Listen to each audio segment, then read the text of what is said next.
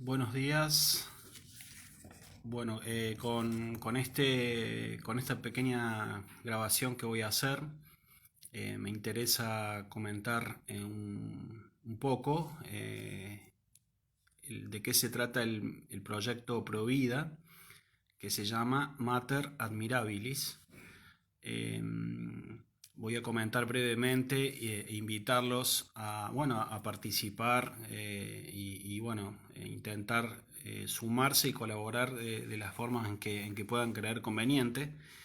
Eh, el proyecto Mater Admirabilis es un proyecto pro vida y apunta concretamente a dos cuestiones, dos focos principales de trabajo, digamos. El primero de ellos es desde el punto de vista teórico. El tema aquí,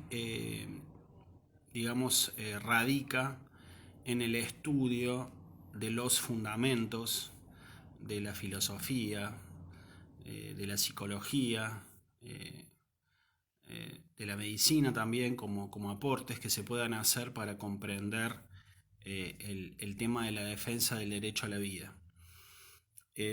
A mí me interesa particularmente pensar el tema desde el punto de vista teórico, en cuanto hay un problema concreto del pensamiento moderno, digamos, del hombre moderno, que repercute sobre la cuestión del derecho a la vida.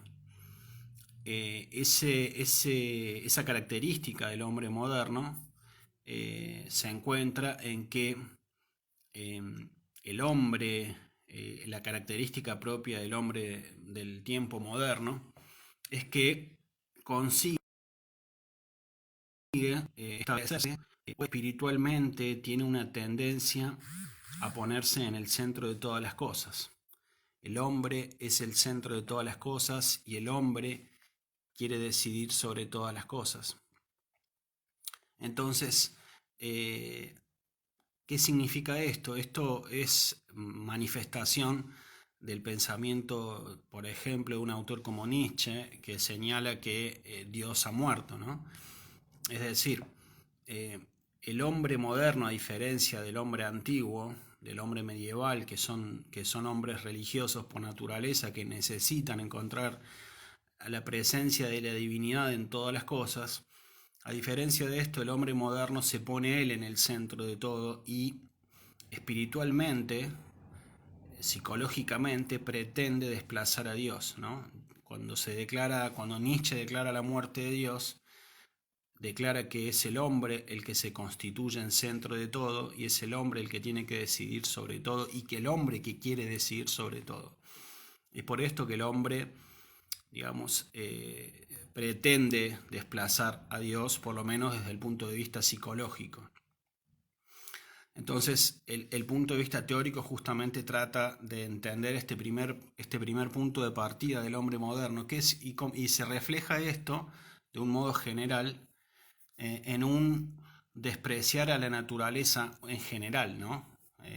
Todo lo que sea la naturaleza, todo lo que implique un orden natural es despreciado por el hombre moderno en cuanto aparece como un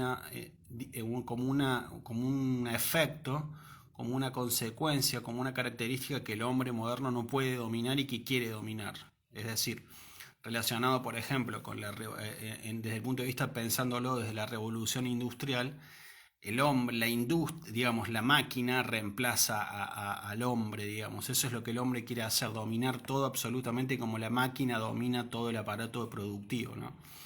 Entonces, la declaración de la muerte de Dios significa negar la existencia o negar la realidad de una ordenación de toda la naturaleza que escapa al hombre, que el hombre no puede dominar. Y que el hombre quiere dominar, es decir, se desprecia todo aquello que el hombre no pueda dominar o se desprecia la idea de que haya una autoridad por sobre el hombre que domine todas las cosas. Esto entonces implica negar la existencia de un orden natural implica negar la existencia de la naturaleza en cuanto el hombre debe subordinarse a esa naturaleza creada. Por eso es que en última instancia la oposición a la naturaleza implica uno oponerse a Dios, implica oponerse a esa legalidad suprahumana. Digamos. Todos los autores modernos, a diferencia del pensamiento clásico, del pensamiento antiguo y medieval, son generalmente muchas veces como Freud, como Nietzsche, como sucede muchas veces en la filosofía del derecho, como sucede con muchos autores y novelistas contemporáneos, el hombre quiere ser el centro de todas las cosas. Si en una formulación antigua medieval, se decía que el hombre propone y es Dios el que dispone, el pensamiento moderno invierte esto y dice que es el hombre el que dispone y Dios simplemente se limita a ser una especie de creador que se desentiende de toda la naturaleza. ¿Cómo se refleja esto en el punto de vista del derecho a la vida? Porque este es el tema concretamente del proyecto y este es el tema sobre el que interesa trabajar. ¿Qué sucede?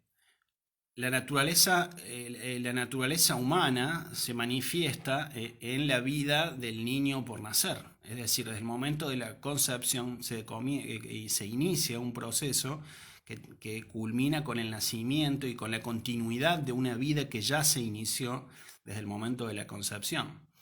¿Qué sucede con el problema del derecho a la vida? ¿Qué sucede con la jurisprudencia, con la justicia actual?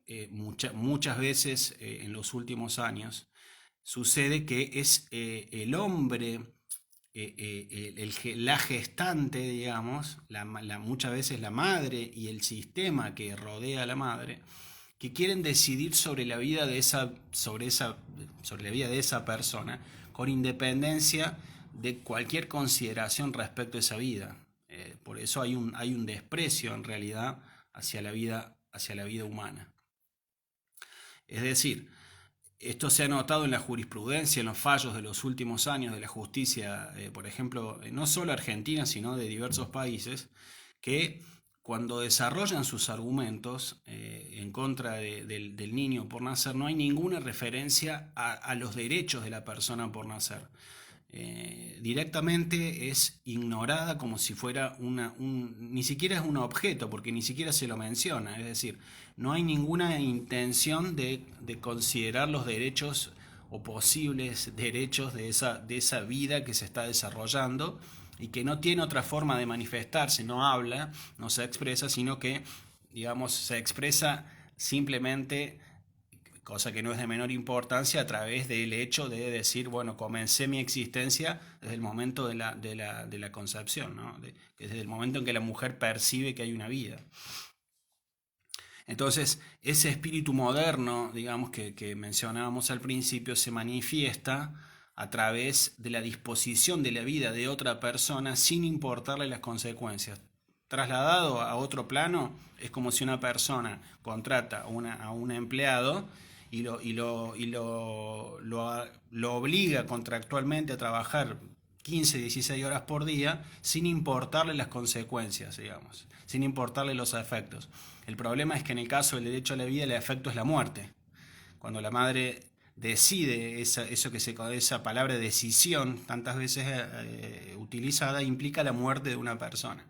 Entonces, cuando nosotros pensamos en el punto de vista teórico, trabajar los argumentos, justamente pensamos en la reflexión acerca de la naturaleza y lo que implica la naturaleza, lo que la naturaleza le dice al hombre, lo que la vida humana le dice al hombre. Es decir, desde el momento que la persona, una mujer, se da cuenta que lleva una vida dentro o que está embarazada de una vida humana y eso implica muchos efectos y entre esos efectos implica inmediatamente surge la cuestión del respeto hacia esa vida.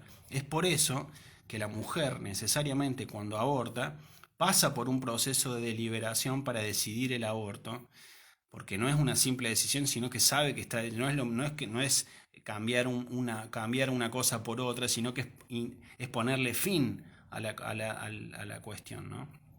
A la vida humana.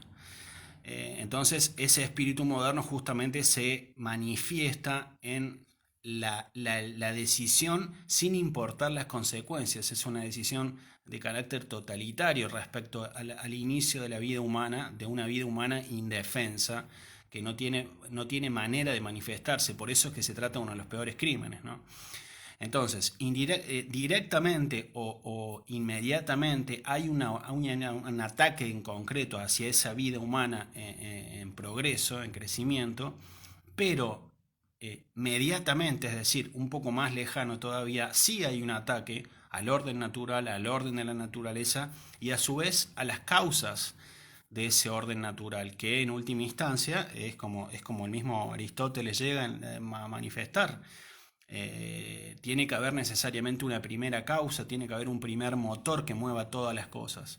Y ese primer motor que los cristianos llamamos Dios, Aristóteles, Cicerón, los precristianos, lo encontraban en los dioses, digamos, o en un Dios que sea primera causa de todo lo creado y que imponga obligaciones al hombre, digamos, propiamente. El hombre no es libre absolutamente de hacer lo que desee, sino que es libre en cuanto su libertad esté ordenada o resulte acorde con el orden de la naturaleza. Es por esto que también de acuerdo con el mismo orden de la naturaleza existe, por ejemplo, pensando en las consecuencias, el trauma post-aborto. ¿Por qué? Porque el aborto voluntario y a su vez también el aborto involuntario implica una oposición al orden de la naturaleza. Es por eso que muchas mujeres que tienen abortos involuntarios también sufren ese aborto involuntario, porque la naturaleza las empujaba hacia la vida. Cuando la vida es interrumpida arbitrariamente, como sucede en el caso del aborto voluntario, es natural y necesariamente tiene que surgir en algún momento el trauma post-aborto, porque la persona sabe que ha eliminado una vida. Y no se trata de simplemente, como se utiliza ahora, de interrumpir, sino que se trata de una negación absoluta de un derecho, que no se va a recuperar nunca más. Entonces, por eso cuando la persona toma conciencia de este hecho, que se puede producir en momentos determinados, es que surge el trauma post-aborto y surge la necesidad de sanar el trauma. Entonces, básicamente este primer punto es entonces para destacar que, resumiendo, el primer punto teórico consiste en reflexionar en todos esos aspectos de fundamentación respecto al derecho a la vida, respecto al respeto a las inclinaciones naturales, al orden que la naturaleza manifiesta y que el hombre en realidad es uno, como se dice, es un orden que la razón no hace, sino que considera. Es decir, dentro de la libertad el hombre tiene que adaptarse al orden de la naturaleza y puede crear y puede decidir en la medida que se adapte al orden de la naturaleza, al orden natural, digamos. Todo lo que implique oponerse al orden de la naturaleza, el hombre tiene derecho a reaccionar, tiene derecho a oponerse en la medida que pueda. La persona por nacer no tiene derecho a defender, no tiene posibilidad de defenderse. Por eso es que en realidad nosotros tenemos que empezar en relación con este punto, y es una de las cosas que me interesa trabajar, es que en el caso de la muerte del niño por nacer, tenemos que tratar de trabajar y modificar conceptos. Propiamente se trata de un homicidio, se está matando a una persona, pero además es un homicidio que se agrava, como se dice en el derecho penal, porque se trata de la muerte de un indefenso. Si una persona, por utilizar un ejemplo, agrede a un niño en la calle, no es lo mismo que agreda a una persona que tiene aspecto y que va caminando con una persona de 2 metros de altura que tiene características físicas grandes. Evidentemente, en el caso de agredir a un niño, el delito de agresión y la lesión se agrava porque se trata de un indefenso que tiene menos posibilidades de reaccionar. Con cuánta mayor razón entonces el delito del aborto tenemos que tratar de llamarlo propiamente homicidio en cuanto muerte de un inocente, indefenso. La doble I, ¿no? Inocente, indefenso. No olvidarse, no, es importante no olvidarse de esas ideas. Y desde el punto, por otro lado, y ya cerrando esta parte teórica, viene la parte práctica. También está relacionado con esto que nosotros tenemos que trabajar y tenemos que buscar la forma de comprometernos prácticamente también para desarrollar una defensa de la vida humana. No es suficiente, digamos, el trabajo en la biblioteca si no existe un compromiso práctico y también una lucha interna que tenemos todos y que tenemos que tratar de superar culturalmente también, que es la indiferencia, ¿no? Muchas veces se percibe, existe el apoyo, existe la ayuda, pero muchas veces se percibe la indiferencia, el individualismo, que también es una consecuencia del modo de ser moderno. Es decir, muchas veces se pierde, no es para generalizar, pero muchas veces se pierde de vista la importancia del concepto bien común, ¿no? No somos entes aislados, sino que somos entes que vivimos políticamente y que a su vez necesitamos de los demás y los demás necesitan de nosotros. Entonces, tenemos que también comprometernos prácticamente y enfrentarnos contra este problema que es muy evidente en el hombre moderno, que es su perspectiva individualista, egoísta muchas veces. Entonces, la teoría y la práctica, las dos cosas son importantes. Es tan malo caer en un encierro, digamos, de biblioteca que olvide la realidad concreta, como del mismo modo es grave, es un problema serio, involucrarse en muchas tareas prácticas, pero sin darle lugar a la reflexión, a la contemplación sobre la realidad misma, que en definitiva es la que nos permite observar y analizar y conocer la realidad. Muchas veces justamente pasa que cuando se discute sobre el derecho a la vida, se discute apasionadamente, se discute contra argumentos vacíos, porque no existe en esa gente que está lamentablemente ideologizada la reflexión sobre el orden de la naturaleza. Entonces, es básicamente esto lo que nos proponemos con el proyecto.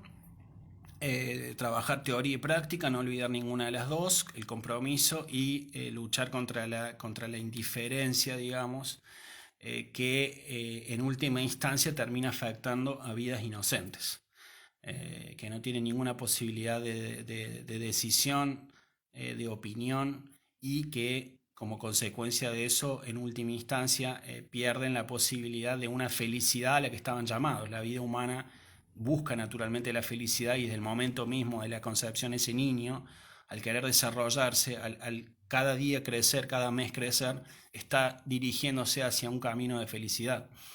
Entonces, el aborto también implica en última instancia cortar con la causa final del hombre, que es ser feliz, y en última instancia alcanzar el conocimiento de Dios. Así que bueno, muchísimas gracias a los que han podido ver esta pequeña presentación de mi proyecto.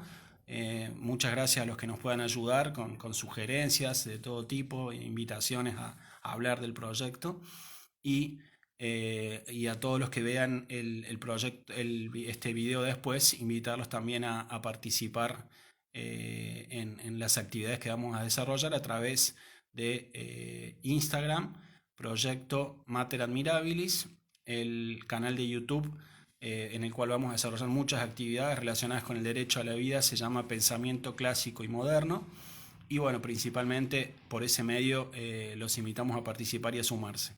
Así que muchísimas gracias, un saludo para todos, y bueno, nos comprometamos a defender la vida inocente. Un saludo grande.